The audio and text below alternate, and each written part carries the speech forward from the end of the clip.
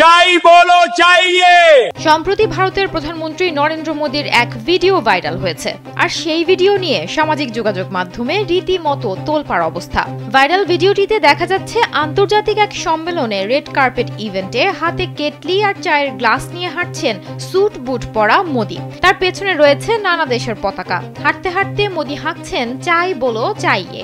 ভারতীয় সংবাদ মাধ্যমের প্রতিবেদন অনুযায়ী এআই দিয়ে তৈরি এই ভিডিওটি শেয়ার করেছেন কংগ্রেস নেতা রাগিনী নায়েক। ক্যাপশনে লেখা, এটা আবার কে করলো। ভিডিওটি সামাজিক যোগাযোগ মাধ্যমে ভাইরাল হওয়ার পর থেকেই তুমুল বিতর্ক শুরু হয়েছে ভারতের রাজনীতিতে। প্রতিবাদে সরব হয়ে উঠেছে ক্ষমতাসীন বিজেপি।